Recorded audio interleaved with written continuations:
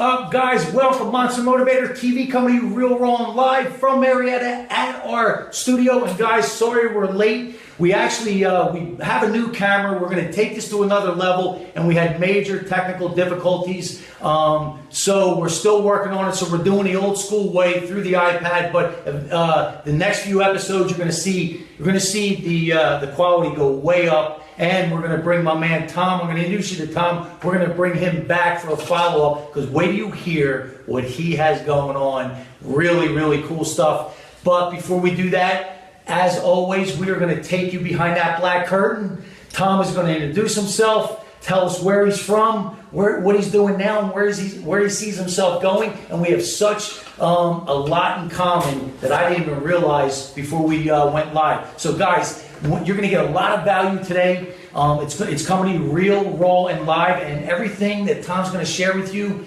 came from real world wisdom, and you can't beat that. There's not a classroom in this world. Tom, introduce yourself, my man. Welcome. Thanks for coming on. Sorry about all the technical difficulties, but you know, I don't care. I'm glad to be here. Still see us.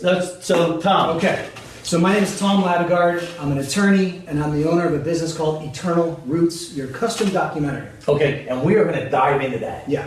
But let's take it back. So you're born and raised in SoCal, yes, right? I do know that. And I believe you said you grew up in Del Mar. Yes. So take it from there, buddy. Well, I actually was born in Los Angeles. Okay. Moved to Del Mar when I was 11. Okay. And so when I was in LA, my parents split up, and I was getting in a lot of trouble. I was acting out. I was hurling fruits at cars, and I was on a bad path.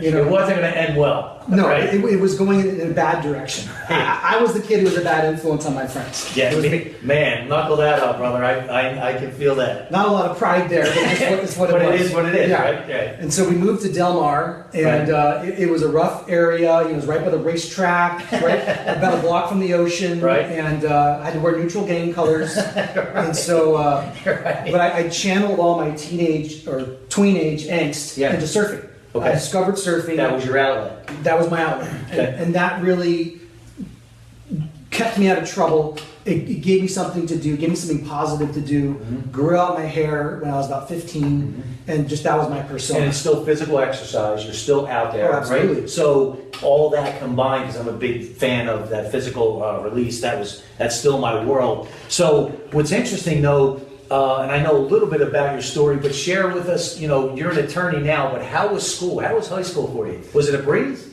I breezed through it. But no, I wasn't challenged in high school. I was bored, and the subject matter didn't speak to me. I was more interested in my social life and girls, and not so much about my future. And I just wasn't challenged in high school. They just cram facts into your head, and then you spit them out in a test, and you forget it. And it wasn't until I was deep into college that I learned to use the mush between my ears. And it really challenged you. I mean, that's the key, right? Because you got bored. I was completely bored, and so my grades were awful. I was fortunate enough to have surf PE as an elective. Wow. And I got a C in surf PE, and that wrecked my GPA senior year. And I would show up at the beach, and I would just whine, the water's too cold. But why do you think that is? Because you loved it. I'm curious.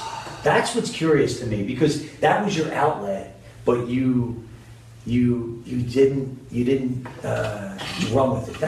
What do you think, if you had to guess? That's very incisive of you, and I don't have an intelligent answer for you. I was lazy. I was unmotivated. Just a teenager. I wasn't a morning person. I was a night owl, so I like to stay up too late, and then in the morning I don't want to get up, and then I got to go to the beach. The water's 60 degrees, and I got to put a wetsuit on, and so it's really just a teenager. I mean, let's face it, right? Yeah. I mean, that's why it doesn't. There's that short window, thank God, right? Yeah. So you get out of high school. You did what you had to do. I know you just kind of you made it, but you just made it underneath the level, right?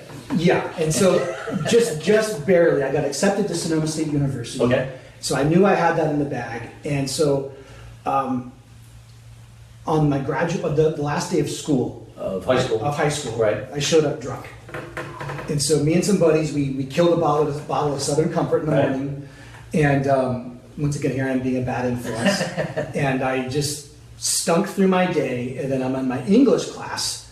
ultimately I became a philosophy major, then an attorney, and here I'm in an English class, and we're waiting in line. I get up to the front, and she's checking us off, telling us our grade, and I get up there, and just booze is coming out of my pores, and my teacher says, "Tom Ladegaard, fail," and it was almost like I could hear that fail echoing in my head, and that messed me up. You talk about blindsided, huh? Yeah, You had no idea. I was partying all day, not a care, and so that was real. And so I don't know what I said. I somehow talked my way out of it. And I think the teacher was testing me. So she gave me a D something and let me skate through because I think she realized I had potential and aptitude. Right. I just was lazy. Right. So she let me skate through, and I think she was testing me. So had I wilted in that moment, who knows what would have happened to my life. Instead, through my drunken stupor, I rose and advocated for myself, and she let me through. Right, your negotiating skills started there. Right, that's true. As an attorney, that's your true. negotiating skills started there. So she let you go. You're like, oh man, okay, I get it. I kind of get a break here. Yeah. Is that how you looked at it? Very much so. Okay. I was very grateful to her. Okay. Very grateful to her. And so I got accepted to a couple universities here in San Diego, and I just felt like I owed it to myself to get out of town. So I went up to Sonoma, up in wine country, and I looked at Chico too, but Chico is such a party school. Right. I just thought, I'd be sleeping next to a keg every day at Right. Chico. It's not going to be good. No. Yeah. And then I saw Sonoma, the campus was beautiful, and so I just knew that school was for me. So I went to Sonoma State up in wine country. Okay. And then more adversity hit. So the night before school started, I'm up there in the dorms. I'm all excited, meeting my new friends. Right. And I got caught doing something I shouldn't be doing in the dorms. Okay. And police showed up, and the next day in class, I'm on university probation on the first day of school. Yeah, so all semester long, the party's going on. It's Northern California. You can fill in the blanks. Right. And all semester long, I'm paranoid because every time the police would This would be it. yeah, like, oh, I'm out of here. Yeah. So I got through. I was doing okay in school. I was getting C's and B's, doing okay. And late in the second semester, I got pinched again. Wow. And so the school invited me to not return the next semester. So the whole semester you were out. The first semester of second year, sophomore year, I was at a JC. Wow. Getting C's and D's and not knowing what I'm doing with my life. And I was living in a party house, living in a total animal house, zoo. And so when I got back into the university, I realized I have this opportunity here and I'm pissing it away. What am I doing with myself? Like, I have this opportunity, let's do something with it. And so I decided to declare philosophy as my major. I declared communications as my double major. And then I went to work in restaurants, and I started working as a kitchen manager in restaurants. And let's I want to highlight that, man, because it's such a great point on the message here. Is let's go back a little bit. You knew what you didn't want. You might have not been clear on what you exactly wanted, right? What was that next step? But by being clear on what he didn't want to go back there. He didn't want to lose that opportunity. So I tell a lot of people, they'll say, well, I'm not sure what I want, but I can tell you what I don't want. And they'll give me a laundry list. And then just take that list, write it down, but then on the right-hand side, everything polar opposite, write down, and then throw out that left list. And naturally, you did that, right? Nature helped you with, life helped you with that. You knew what you didn't want, so that's the first start. Now, let's start to figure out and move forward, what do I do want? So, philosophy. Yeah, philosophy. And that's where I actually started learning how to think. Because love that. I love this. In philosophy, there's no right or wrong answer, really. No. It's all about analysis. And so you got to take a position and defend the position. And so that's where I learned how to use the mush between my ears. And that really challenged me and kind of woke up the student in me. So I didn't really learn how to become a student till 2-3 years into college. Wow. And then I kind of started clicking. And so I decided I wanted to be a lawyer. So as a philosophy major, you're flipping burgers, or you're in academia, or you're in law school. Right. And so, and I decided, I want to make a good living, and I want to have an impact on the world. I want to have meaningful work. And in kitchens, I had challenge, but I didn't have meaning. No, and it's not going to. I didn't get into the rush, but it wasn't enough. No. Mentally it wasn't enough. for you. But psychology class, in the very beginning, how was it for you? Philosophy. Philosophy class. How was it when you first got in it? For you? You know, I remember that class vividly, and I just liked the intellectual stimulation. Okay. And I honestly, I just right away. You were like, man. Yeah. There's something. Yeah. Okay. Even when I was partying a lot my first year. Yeah. I was into that. I got an A in that class and then B's and C's and everything else. And that's the class I really dug. You just focused on that. Yeah. And then it just grew. And so when I came back into the university, I wanted to go down that path. I mean, looking at the major, at the curriculum, there's classes, crazy sounding classes like metaphysics and epistemology. And I took like philosophy of film and philosophy and science. And so it was crazy stuff that really pushed me and made me grow. And so then I was introduced to existential philosophy, and that line of thinking really clicked with me. And that was really my first exposure to... Break that down for people. Give us a definition of that. Well, it's really hard to define it, because by defining it, I undefine it. I'm like a philosopher. Okay. But what existentialism is, it's a philosophy that you cannot escape freedom, personal choice. Okay. Everything you do is a choice. And if you choose not to decide anything, that's a choice too. And so that really spoke to me, and I found that it was a source of strength for me. So I'm reading these books like Dostoevsky, Camus, Sartre, and the books were really depressing. These people who realize, like, I'm gonna die. And the books were so dark and depressing, and I thought, well, okay, the whole philosophy is you have choice, you have free will. That's a good thing. So maybe not focus on the negative and focus on the positive. This is a 20-year-old who was writing papers saying this. You're breaking all this down. Like, wait a minute. There's got to be another side to this. Right. Is what you're saying. So so that was the way I took that in, and I found it was a source of strength for me. Okay. And it really kind of woke up some ambition inside. Well, do you think that strength came from because you felt like you were in control? You felt like you're in that driver's seat? You know, I always tell people, don't give up that driver's seat, man, because you do have it. So you think that's where that power feeling came from? It definitely had a big part of it. Okay. Because in personal development, for me, when I first got introduced 17 years ago, that's what I think. It started to get I just got obsessed with it. I'm still obsessed with it. I love it. So let's go a little bit further now. What's the next step? So I was living in this animal house, and I had long hair, and I realized that the life my roommates were living, I didn't really want that for myself. So I quit a job. I was managing at Applebee's, running the line. Wow. It was a lot of fun. And I thought, okay, I want to focus on school and maybe be a college student a little bit. So I quit that job, and I lasted 2 weeks at home until I got another job. I couldn't take it. Right. We're, just partying on a Tuesday night, and I couldn't take it. I didn't need the money. I just went and found another job. I went to work at a brew pub up in Santa Rosa where I got to drink free beer. It was awesome. Right. Ran the kitchen there. It was a blast. And so that really fed my ambition. So I'm double majoring, and I'm working full time as a kitchen manager. That's managing people who are much older than me and resented this 21-year-old punk telling them what to do. But you got that grind, man. You got that, and that's, you're starting to probably realize, man, this is my oxygen. This is my oxygen.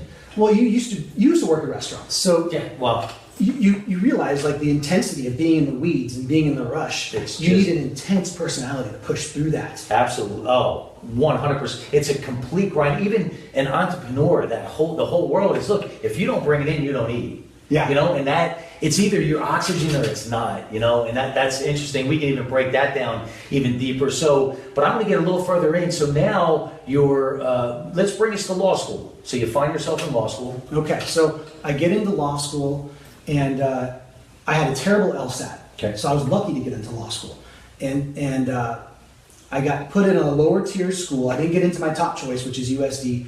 I had a terrible LSAT. So my school, California Western, they put me in mandatory tutoring. So before the semester started, I had to take this little mini curriculum. And my favorite professor there, Scott Ehrlich, he taught me how to be a law student, taught me how to do legal analysis, and taught me a system to apply in every single class. And so I just bought in, and I did exactly what he did, and I followed that template for every class all the way through law school. And so my first year, I was in the top 10 percentile. I got a little complacent. Second semester, I slipped a little. I heard a rumor that if you got accepted somewhere else to transfer, the school would kick you a little money to keep you. So I applied to USD just to bluff. I was trying to extort money out of Cal Western. Right. They called my bluff.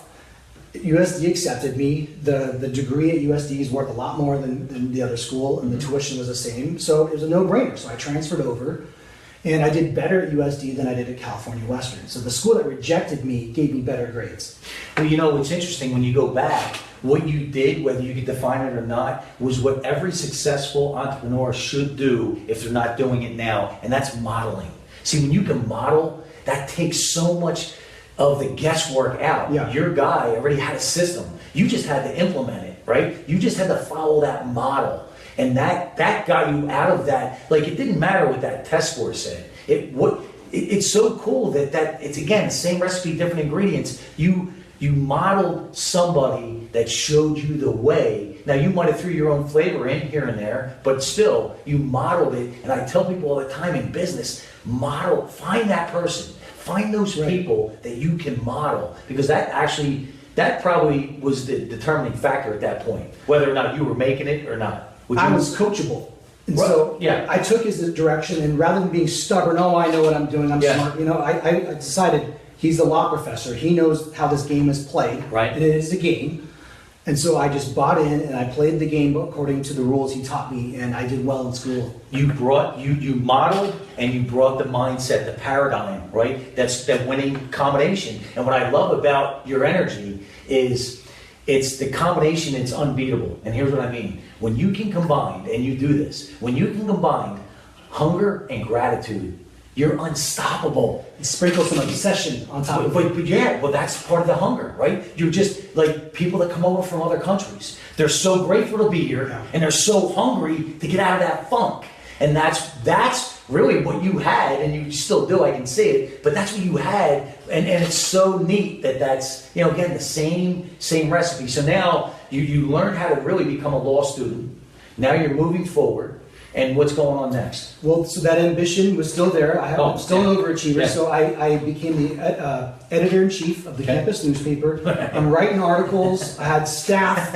I'm selling ad space. I'm editing work. I'm doing all the placements, and I made the newspaper physically. Yeah. I was distributing it into mailboxes, so I did that too. And so that was a lot of fun. And then graduated law school, passed the bar, bounced around for a little while. I came out in a really hard economy. Yeah. I mean, 9/11 happened when I was in What year? second year. Oh, 2000. So I came out in 03, and there were no jobs. So I got a job with a professor. Okay. I was in a class with him. He liked my work ethic. He brought me into his firm. It was a great experience. Got a lot of exposure there. I got laid off my second year. Wow. And I find myself having nothing to do but just be a sole practitioner. Wow. So before we jump on, Marion, I see some people jumped on. Do you anybody have any comments or questions?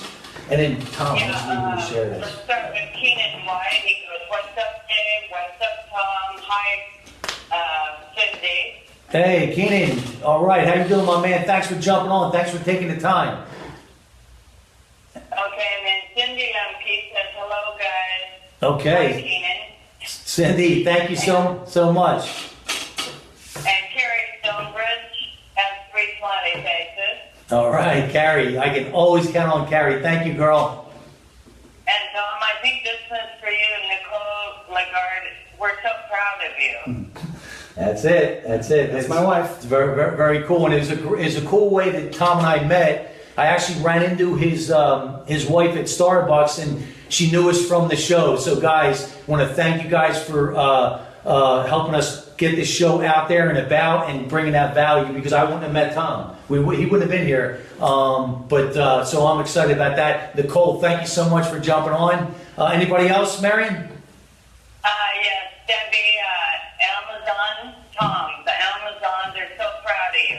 Yeah. Okay. Good friends of mine. Yeah. Okay. Yeah. Awesome. Love his energy, and we have so much in common. It's absolutely amazing. Anybody else, Marion? Just shout out from Jody Doty. All right, Jody. Thank you up in Washington. Thank you, Jody. And Megan McDowell. Awesome. Guys, and what we're going to do, we're going to continue with this interview, and then as you know, when we share this, Tom, you're going to be able to jump on, reconnect with these people, and I'll jump on as well. Thank you for jumping on. Now you have another fan base, another connection, man. It's really cool. Well, thank you for providing that. No, once we get off, thank you for bringing the value. So now, where are we at? Where did we leave off? So you're getting done law school. Okay, I got laid off. I'm a sole practitioner. That's it. Okay, so 2003, 2004. No motivator like necessity. Right. You know? Right. And so I actually What was made your more. mindset? My mindset was, I feel like I need a job, but there's no motivator like necessity. And so I just went out and made it happen. And Okay. so I was doing contract work. Okay. I was just attorneys needing tasks. I was doing it for 25 bucks an hour. I was doing that. I joined a networking group. Okay. Learned about networking. Networking used to terrify me. I mean, that scared the hell out of me. That was a big fear barrier. That was huge. I was terrified in the beginning of that. Why? Why? What do you think? Well, what do you think it was? I had to walk into this setting. Now it's no big deal, but even now I feel a little bit of that fear. You just lean into it. Right. I just walk into a room where I don't know anybody. They all know each other.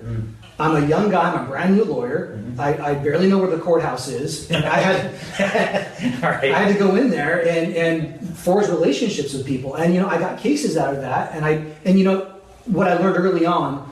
I read a book called The Referral of a Lifetime. Okay. And that was all about how to network. And the way you build your business is by giving value to others and referring to others. So that was the philosophy I brought as a second-year lawyer. I was 27 years old. Yeah. And so I fed myself. I paid my rents.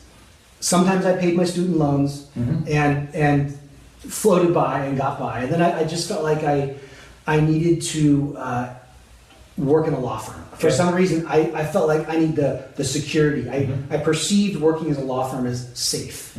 I wanted to be safe. Right. And that old myth. And so I didn't have an entrepreneurial bone in my body, even though I was solo. I was a solo by necessity. I didn't really want that. I grew up with the poor dad philosophy. Go to school, work hard, get good grades, get a job.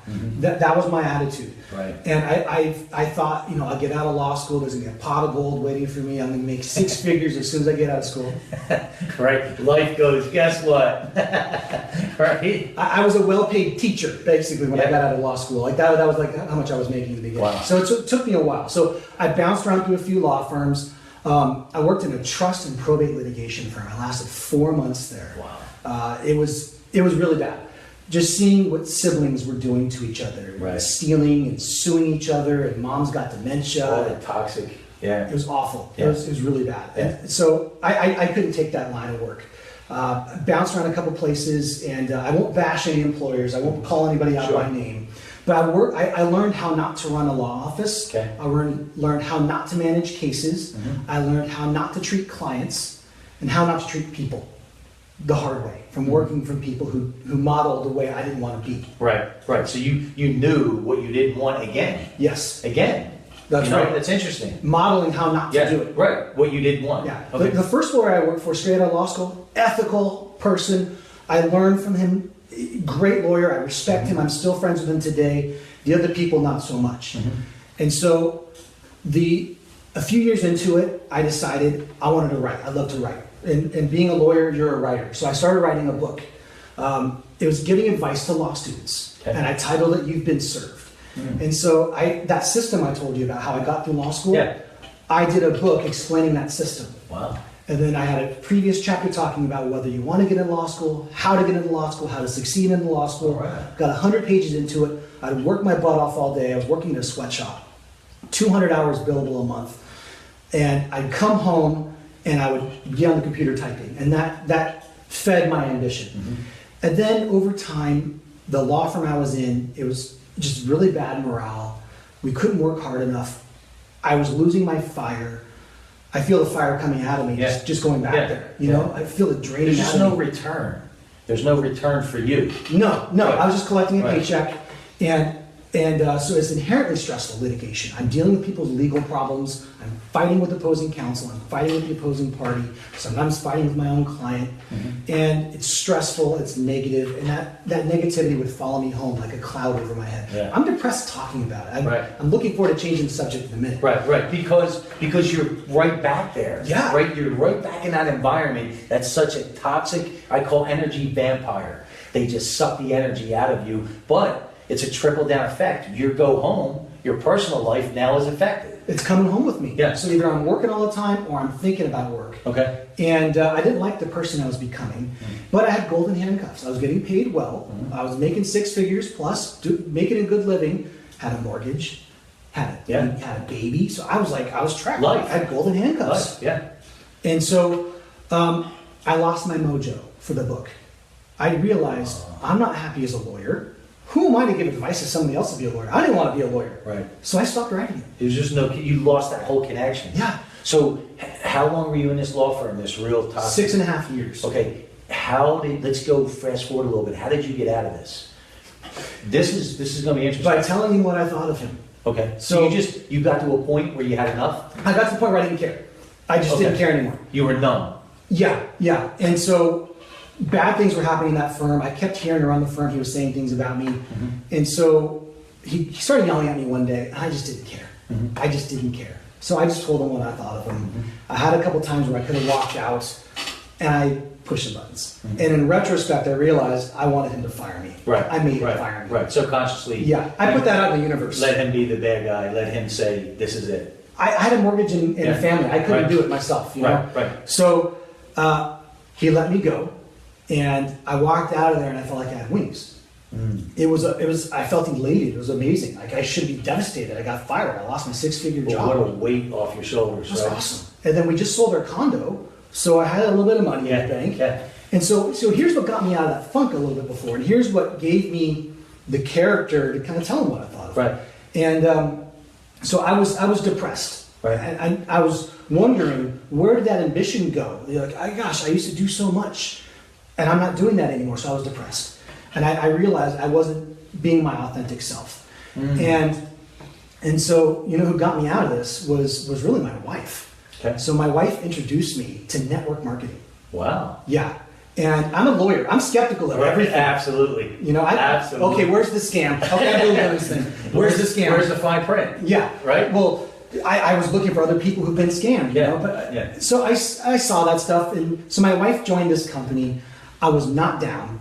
She started having wine parties in the house. I'd top off a wine glass, see ya, I'd go upstairs, shut the door, and stayed out of it. And but then I realized, okay, my wife is doing this. Either I can oppose her or I can support her. Right. What's better for my marriage? Right. Exactly. So she got me using the product, and I was like, okay, the product's amazing. Go ahead and retire me from law. Right. Okay, Nicole, go ahead and retire me from law. And so my company had their first conference out in Las Vegas, and I thought, okay, well, I'll go out there with you. You can do your skincare thing, and I'm gonna go play poker. So we go out there, and I walk into this room. Okay, I'll check this out. And there's this giant conference room, 5,000 chairs. The company was pretty new at the time. And I sat down, and I was spellbound by stories of success and personal development. Sean Aker came in, author of a book called Before Happiness, The Happiness Advantage. He did a 3-hour talk on happiness. And for me, I was not a happy person. No. And so it spoke to me. And so it awoke this ambition. And so you should have seen me. I'm embarrassed looking back at it now. I was going around to all the top earners going, I'm going to be a national marketing director. I'm going to retire from law. Let me ask you this, though. Let's go deeper into, because Yeah. I'm a big guy on, and I do it real simple, right? On happiness and success. My definition of success is living life on your terms, whatever that is. And happiness is fulfillment. And you're in that law firm, you had neither. No. You weren't living life on your terms, obviously, right? And you were not fulfilled. It was so in that seminar, give us a little overview. What did you get from that? What was that some aha moments? Because I'm interested. Being surrounded by positive, ambitious people. Environment. Yeah. Environment. Association. So I'm around all these people Environment. who are striving or have achieved for financial freedom and time freedom. I wanted that. I could taste it. And so his thesis is that society brings us up thinking that if we can achieve certain benchmarks, if we can be successful, we will be happy. And he flipped it on its head. And his thesis was that if you can be happy, then you can find success. So you need to find happiness first, and then success will come to you. Everything follows once you feel fulfilled. Yeah. Once you feel that feeling. So now is this your first introduction to personal development? existential philosophy was personal development to me. Okay. Yeah. Okay. But I went through a dark time in my early 20s where I was really depressed and I was transitioning into adulthood. I didn't know who I was. I wasn't comfortable in my own skin. And one night I couldn't sleep, and I was in my parents' place, and there's a bookshelf on my bed. I just grabbed something and I pulled this book called Toot Your Own Horn. It was real cheesy personal development, and I just read a few pages, and you know what? All the trouble I was going through just melted away. So that was really my first experience with personal development. And then kind of table it, and then do your thing, and then you find yourself back in this network marketing world, which it's all personal development, because that's it, that's life, right? Building that up. So now what's going on? So that reawoke my ambition. I'm going full bore with that. I'm still practicing law, but I had kind of that emotional separation. Like, I was still working hard at the law office, but I was building my own thing on the side. Okay. I was doing my own thing, and that was, and I was growing. I was reading personal development. You found your mojo. I did. Yeah. And then the job went away, as I discussed earlier. Okay. So I took 3 months where I was like, I'm not a lawyer anymore. I'm retired. I'm building my team, and I had a whiteboard at home. I did a nationwide campaign where I'm sharing this project with people all over the country. I was cold calling the East Coast in the morning, cold calling the West Coast in the afternoon. And you know, I had some success with that. I brought some people into the team. I made some sales. And man, I gotta tell you, that was terrifying. Cold calling. So you were out of your comfort zone. Way out of my growing comfort like zone. a weed. But I'm unemployed. Yeah. I had a little bit of money in the bank because I sold my condo, but that money was going fast. Yeah. And I had 2 kids. And so I was working that phone. And I remember one time I called the lady and I gave my little pitch. So she answers the phone. She goes, "My father is dying. This is totally inappropriate." And she just teed off on me. Wow. And I got the hell off that phone call. Right. And so it just rung my bell because like, oh my gosh, I called her. She said, "Your father's dead." Why is she answering the phone? Okay, well, whatever. And I thought, well, you know, I can back down and let that knock me off course and demoralize me, or I can pick myself up and just dial. So where we're at? We're at choices. Life, right? Yeah. We're at choices. I had that adversity. And life's, right? Like you talked about earlier. It's choices. Yeah. What am I gonna do? Well, so I had a choice. Yeah. Okay, I can go turn the TV on and say, let's call it a day. I decided, no, I have to make another call right now. Yes. Get back on that horse. Yeah. So Yeah. I just dialed, called the next person, just kept on going, and then I realized, wow, you know, I'm not bleeding. You know, I wasn't physically injured from that Still from my breathing. rejection. Right. It wasn't personal. Right. You know. Right. So I let that go. I let that roll off me. So, Okay. so my network marketing experience, I'm so grateful for that because I really grew through going through that. Because you have to get out of your comfort zone to share your opportunity and your products with people. It's scary. And For a lot of people, it it's is. terrifying. Yeah. And I saw a lot of people come in, they put down their money, they talk a big dream, tear in the eye, No. witness protection program. Yeah. Yeah. That's life, and overall in the entrepreneurial world too. So many people don't realize really what it's going to take. I mean, it is. So now you're in it. You work for a law firm now, but I want to get into what you're doing now. This is one of the reasons why you're here, right? Right. Eternal Roots. Yes. Let's talk about this because I know you're going to tell me that it gives you the same thing that this show gives me. It becomes your oxygen, correct? Correct. Correct? Yes. Right. So I know, my man. I can feel it. So Eternal Roots. Where did this start? How did this all happen? How did this manifest? Oh, wow. I wasn't looking for a business, okay? 2 years ago, I was on a road trip with my dad. Okay. My dad had a heart attack a couple years before. He lives in the Midwest. I went to visit him. We had a 3-hour road trip. So I thought, okay, you know what? I'm going to get to know my dad. On that road trip, I was asking him all sorts of questions about his life, his upbringing, his time in the Navy, growing up on the dairy, a life that I don't know anything about. And so I really got to know my dad. And we got to bond a lot. Right. But in the back of my mind, I was thinking, wow, this is great stuff.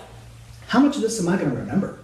I can't pass this on to my kids. I mean, I might remember a fraction of what he's telling me, but you know, if something happens to me, his story's gone. Right. So that was a good experience with him, but I felt like this sense of angst that I could have gone further with him. Let's go further. Let's go to another level. Let's preserve this. Yes. So that was in the back of my mind. It was a little seed, but wasn't really conscious. Fast forward, Christmas dinner, Okay. 2015. Okay. I had a bunch of family over, And so we're liberally pouring wine, talking about family Or stories. a year ago, just a year ago. Yeah. Just a year ago. I'm there with my sister, my parents are there, my aunt and uncle are there, and we're talking about family stories. And I realized, okay, well, you know, my 96-year-old grandfather's coming to visit me in the office next week. He likes to take the train. He's a train buff. He's taking the train down. My office is by the train station. Right. So I just blurted out, when Grandpa comes to visit me next week, I'm going to interview him, and I'm going to record it. I had this video camera sitting around, not used. It just came to you. Yeah, it was spontaneous. Yeah. And I realized I have the skill set. I'm a lawyer, you know.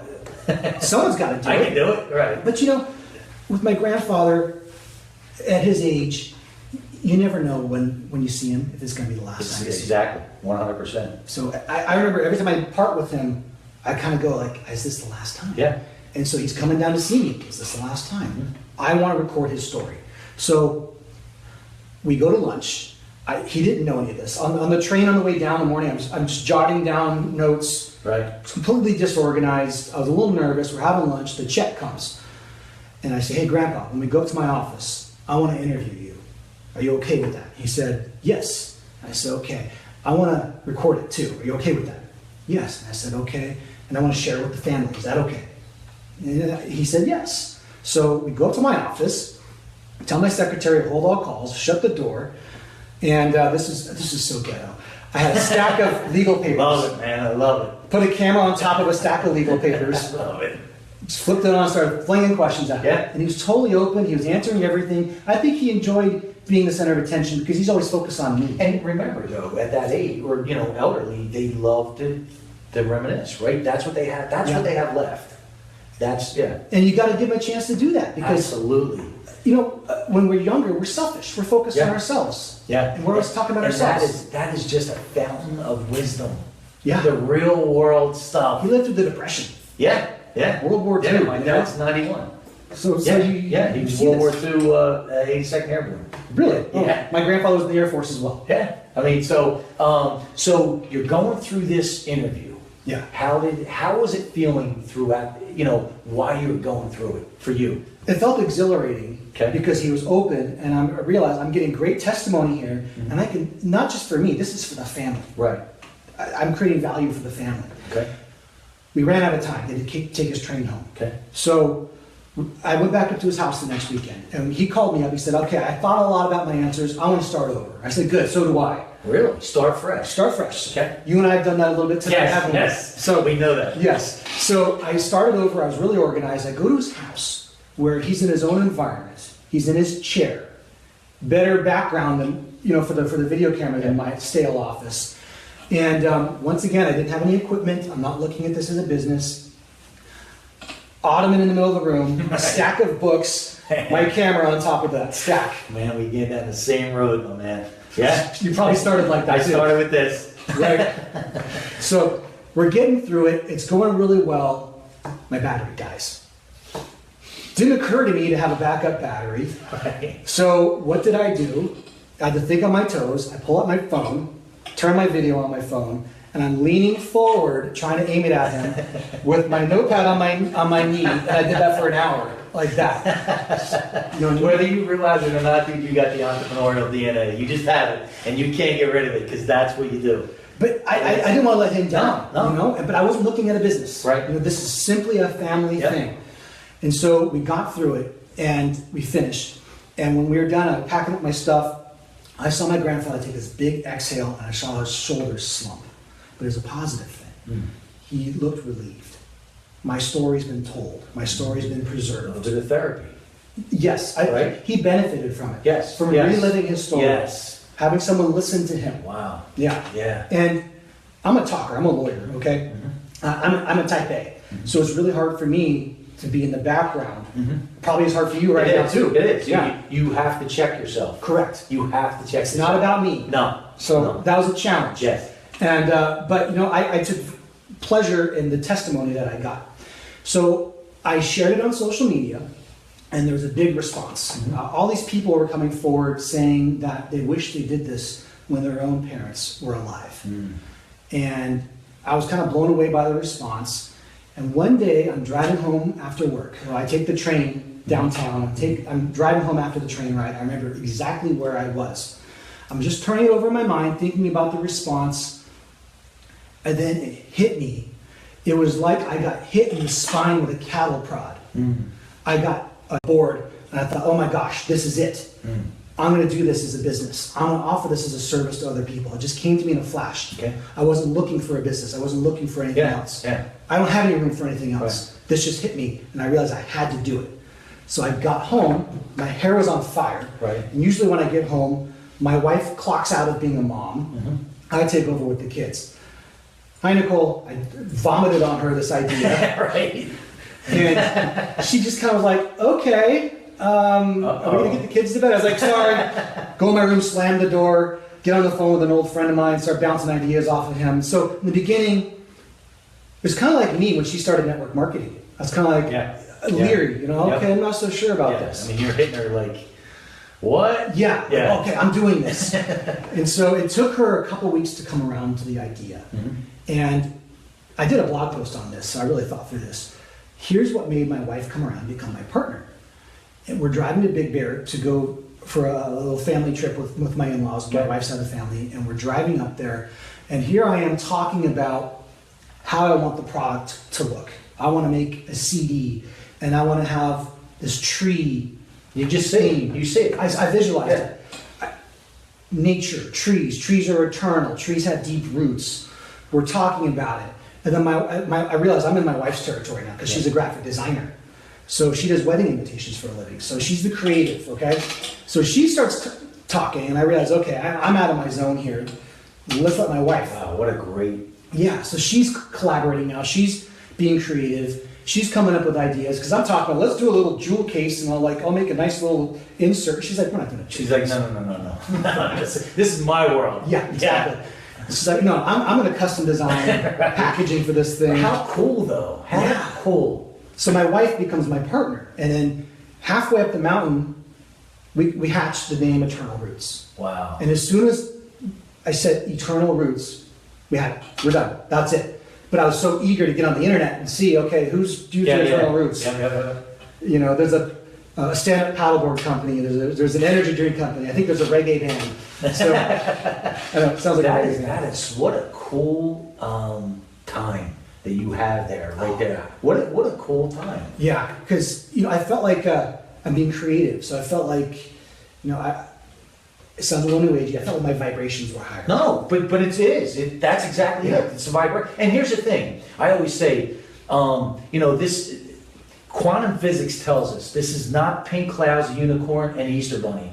Energy is, right? Every energy is. So that's exactly the verbiage. It's a vibration. But what I love about it too is when you take action, effective, massive action, it becomes magical. There's things that happen that the greatest Hollywood screenwriters couldn't write, right?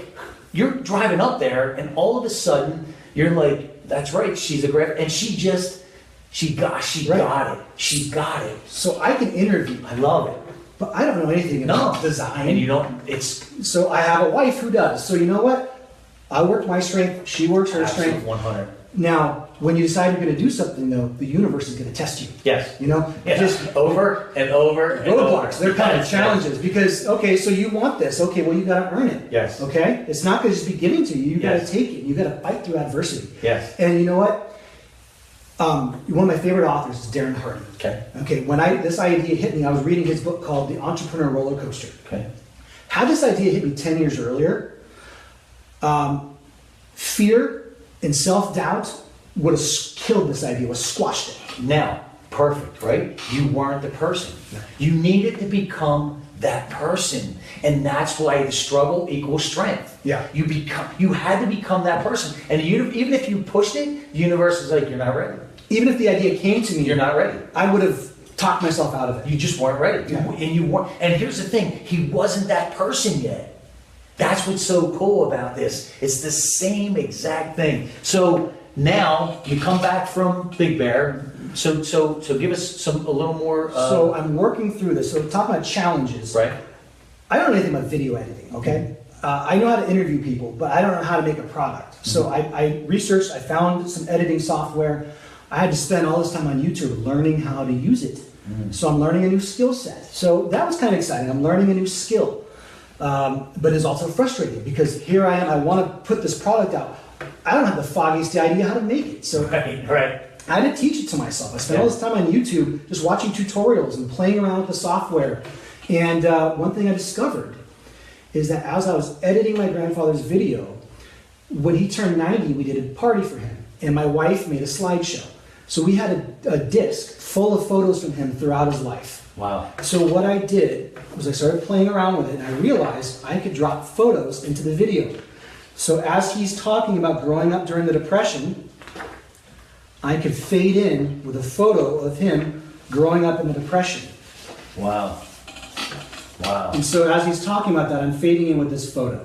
And this book is actually his story. This is my grandfather's story. This is his story. Yes. So that's as soon as I put that picture up and I saw how it looked, I realized, okay, I have something real. Yeah. So here he is talking about being a pilot in World War II. Wow. And I faded in with a picture of him in uniform at 21 years old. Right. So it really helps complement the story. So that's when I hatched the concept that this isn't just a video. It's not just an interview. It's really a documentary. Because I'm Absolutely, 100%. photos from their life. What I love about it is the energy that it gives you. You Yeah. can see it. Your whole body language change. Your eyes change because it fulfills them. And look, you can say what you want and make it more than it is, but happiness is fulfillment. And I so believe that. And I love the fact that everything changed for you when you started talking about this. Remember when I was talking about the funk I was going in Yeah, earlier? yeah. You see how my body language Yes. changed? Yes. I felt depressed talking about it. Right, talking about because you put yourself back into it, right? We think in pictures, Yeah. right? So don't think of a pink elephant. Whatever you do, don't think, right? We know that. So you put yourself right back in that world, and that's what happens is you start to become that. As soon as you get into something that fulfills you, that's not toxic, what happens? It changes you. Yeah, yeah. It inspired me. And Yeah. so all of a sudden I'm feeling happy. So what happens when you're happy? Success follows when you're happy. So another thing I did with this book was with this project is I realized, let me see if I can type this. I thought of my mom. My mom is not technologically savvy at all. She doesn't even have a TV. Right. So I made this DVD. Okay. But I thought, okay, well, my mom's not going to want to watch a DVD. My mom's a reader. Okay. So I thought, well, let me just see if I can pull this off. So I put on the headphones and I transcribed the whole interview. It took me about 20 hours. It was torture. I'm not doing it again. Right. I'm contracting this out. That's right. But I had to do this. Yeah. And then I thought, okay, right here is where I had that picture of him in the Depression. Mm-hmm. Let's see what happens if I put that image in on paper. Looked gorgeous. And so we sent it off to the printer. As soon as it came back, and it was in paperback form, I realized, Right. okay, this is real. This is amazing. Wow. Now here comes the universe challenging me. Right. Pages start falling out. Right, of course. So I thought, okay, well, I want something lasting. If this thing can't last a week, Right. I can't put that out there. I can't take someone's money and give Right. that to them. So we re-engineered the whole thing and we got it made in a hardcover book. Okay. So go ahead, dump a cup of coffee on this. It's it. Yeah. It'll handle it. This is durable. We made a custom jacket. My wife designed this. So where are you at now with the company? So what I'm doing now is I'm getting the word out right now. Okay. I'm sponsoring events. I've Okay. sponsored events at senior centers around the county. Okay. Where I'm sponsoring bingo. So you're looking for stories. Yeah, Is that what I'm it looking is? for people who want to share their stories. Right. Okay. And then just today I sponsored an event by the San Diego County Bar Association. So Okay. their estate planning section had a big meeting. There's 300 estate planning lawyers there. I was right there with my table, with my book out, Yes. my brochures, sharing it with people. And here's where I know I'm on the right path. All these lawyers are telling me what a great idea it is. Right. And they just get it. It clicks. And I'm thinking estate planning lawyers, they got clients who are going to Absolutely. life planning, no brainer, right? Right. They're not talking about clients. They're talking about, I want to do this with my own dad. Yeah. I want to do this for my husband. This hits home. This hits home. I mean, let's face it. And on the flip side, no, I love what you do, man, because you take that massive effective action, man, and things happen. So let me ask you this. Before we do jump off, is there anything you want to share before we jump off? Because we're going to share where they can get a hold of you and what's going on. Okay.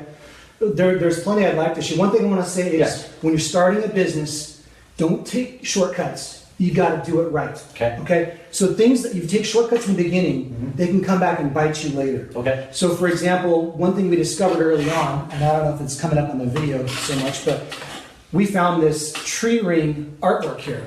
Okay. That became our logo. Okay. And I realized, well, there's an artist who owns this image. We can't just take it. That's not right. I was litigating a case for copyright infringement at the time. Right. If anybody knows. I'm acutely aware of this. So what I did was I found the artist, I wrote to him, and I was just humble. I said, hey, I love this image of yours. I want to use it for my logo. This is my project. I don't have a dime to give you. This is a startup. And he wrote back saying, this is a project I can support. He gave me the high-res image. It's now my business card. This is my DVD label now. And so I did it the right way. I didn't cut corners. I didn't steal. I went about it the right way. Right. And so there's a Steel Pulse song. Steel Pulse is one of my favorite bands. Okay. They got a song called Back to My Roots. Right. Fits perfectly with what I do. In fact, when I'm editing videos, I get that song in my head. I can't just go and pick the song. Right. So I reached out to the band's manager, humble, hey, this is what I do. I'm a startup. And I negotiated an agreement with the band's manager. Then he said, okay, well, you got to go through Universal now. Good luck. Wow. Yeah. So, but I want to do this right. I want to build this Yep. the right way. I want the infrastructure in the right way. Got my EIN, my FBN, my seller's license. I'm going to get my trademark done soon. So you got to do things right. Exactly, and you know how to do that. So if you're not sure how to do that, you reach out to the right people. But here's what I want to hit home on that last story is, look, you want to do the right things, and this kind of stuff is more character based, right? You know right and wrong, the bottom line. But here's else what he's talking about is it's so simple, not always easy, but very simple not to cut corners. Find what you love, and it's not going to feel like you're working. It's not going to feel like a work. Like, think about this, right? I travel. I was in Arizona a month ago doing my book tour. Up and down the state, I mean, like a gypsy. I was in one hotel one night, up and down doing shows because I love it. It's my oxygen. You, right? You lost. You didn't have enough content, so you had to go back up, redo the whole thing all over. But it never felt like work. No, transcribing felt like work. No, but the interview, right? I But the love it. whole the foundation of this though is not work. So the interview subject gets value from Right. telling their story. Yes. Their family gets value from hearing the wisdom of their elders. Yes. And here's the thing, I get value too. It's Because a- I can soak, just like you. It's a trifecta. You soak it all in. It's absolutely a trifecta. I'm feeding from you, Yeah. right? I get the energy from you. Right, you're welcome. Right? You're bringing the value, and then the value's coming to the people that are jumping on. That being said, Marion, do we have anybody else that jumped on? We got shout-outs from Yasmin Bryan, Okay, Yasmin, thank you, girl. Wade Woodford, Wade, can always count on you, my man. And Wade, make sure that you hook up with Tom, man. You guys are going to really connect. and then Eunice Costasaurus. Okay, and guys, listen, when we reshare this, Tom's going to jump on. Make sure you guys connect with him, and if it's something that you might be interested in, please reach out, even if you have questions. That's the type of guy he is. Anybody else with any comments? Not any comments, no. Okay, so a lot of shout outs. Guys, thanks so much for jumping on. Tom, is there anything that you want to throw in there before we do jump off? I have something controversial to say. Absolutely. Okay. Do it. You and I both love Grant Cardone. Yeah. I read 10X. I'm in the middle of Be Obsessed or Be Average. Yeah. That guy, I love his energy. He lights my hair on fire. Yes. He said one thing I don't agree with. What? And it's all over his book, and it's something he's been saying his whole life. So when he says, he walks into a room and sees a room full of people, he says, who's got my money? Right. I understand that philosophies work for him. I don't agree with that philosophy. So when I walk into a room of people, I don't want to think about who's got my money because I'm not a shark. You know, these aren't marks, they're not my prey. My attitude is, who can I provide value to? Who Right. can I help? Right. So that's the only thing I disagree with. And here, I'm glad you brought that up because I talk about this in my keynotes. I tell people right from the get-go, listen, two things. Number one, anything that I share with you, it's not mine. It goes back to antiquity, right? And if there's anybody in the personal development, self-help industry that says they invented something, run. Don't look back because they haven't. Yeah. And take what works and throw out the rest. Here's two things that I love that I completely connect, and I don't connect with that either, same way, right? But what I do connect with Grant Cardone is absolutely phenomenal. I think it's genius. And anybody that's promoting on social media, understand this, ACA. Attention, criticism, admiration, all day long. When you hit it 10x, you're gonna get the ACA. To me, it's genius. And when I learned that from them, I just run with it. And for people that know me on social media, every 3 hours, man, what you see is coming directly from this phone. It's not automated. It's all coming from here. So I love the ACA. One other thing, and this is for business owners, you have to be omnipresent. You have to be everywhere. You have to build. We're in a time, right, that is unprecedented. We have the internet. We can build a brand that now the leverage comes back on us. Gary Vee.